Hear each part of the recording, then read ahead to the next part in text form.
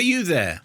Just want to say thanks very much for watching. But if you want more of this stuff, why don't you go to Kermode and Mayo's Take, the podcast, get it wherever you get your podcast, because there's like hours of this stuff and it's all fab. Get it from the podcast shop, just round the corner. No, you get it on your phone. Dumb money. The film is directed by Craig Gillespie, who is going to be our guest on next week's show. Obviously, we're in strange times at the moment with the way everything's working with strikes. So, you know, sometimes trains will arrive on platforms at different times. So a lot of directors getting their moments in front of the microphone. Exactly. As we'll discover later on. This is the story, the true story of the GameStop short squeeze. It's based on a book called The Antisocial Network by Ben Mesrich. I should say, instantly, The Antisocial Network was a chapter in Hatchet Job, which came out many years ago. What a fine book that is. Exactly. The film is written by Lauren Shigerblum and Rebecca Angelo.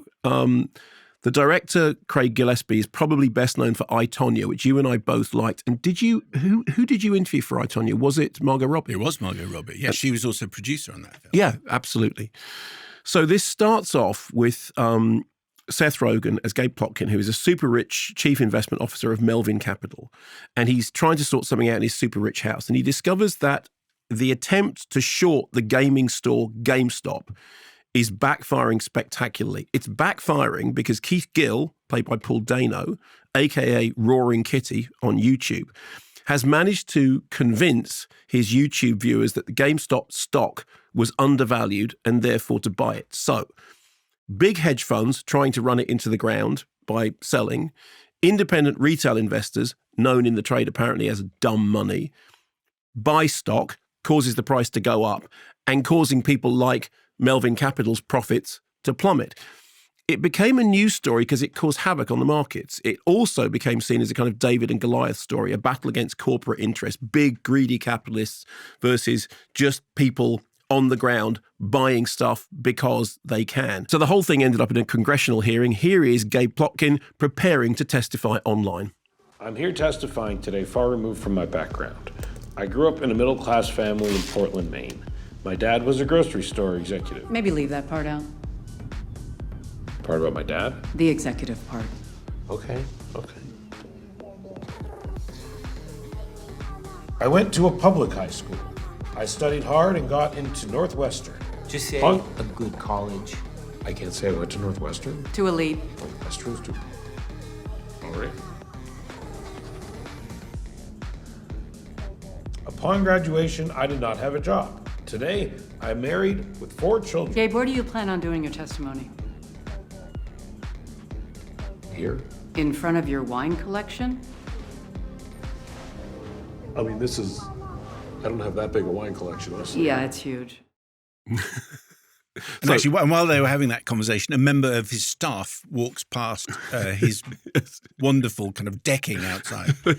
So that's the kind of tone of it, sort of, satirical and comic book based on a true story. There are clearly similarities to The Big Short, which I think is probably how most of us first found out what shorting was anyway, because I had never heard of it before, although I had heard of the GameStop story because it was quite a big news story.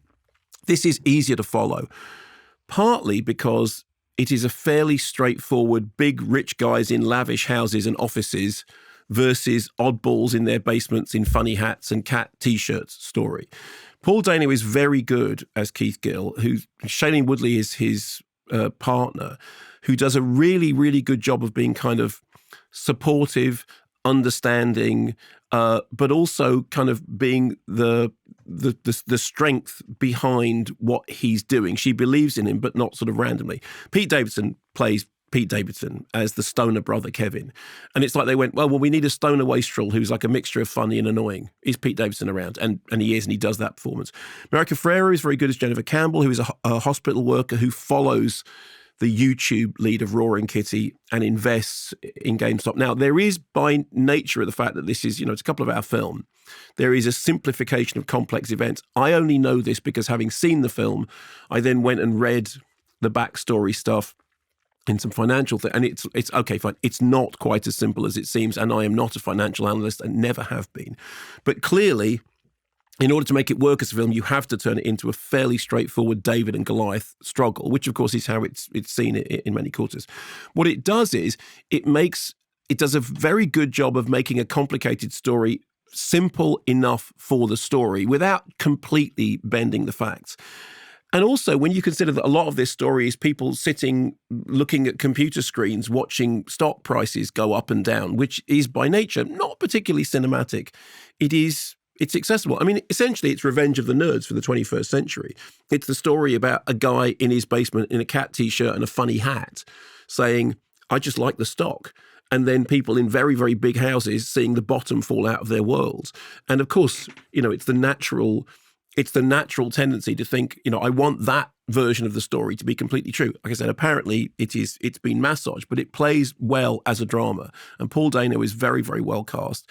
And Seth Rogen has kind of developed this sort of, in the wake of Fabelmans particularly, this kind of slightly pathos-ridden, tragic, not quite anti-hero, but he's grown into his acting chops. Anyway, I enjoyed it, and I think you will. I look forward to hearing what Craig Gillespie has to say about it. Thanks very much for watching this video. I hope you enjoyed watching it as much as we enjoyed making it. While you're here, check out all the other videos because they're cool too, aren't they? Yeah, and if you want to keep up to date with everything Kermode and Mayo's take, then check out our social channels. I mean, why wouldn't you? I mean, I would. I have done. Excellent.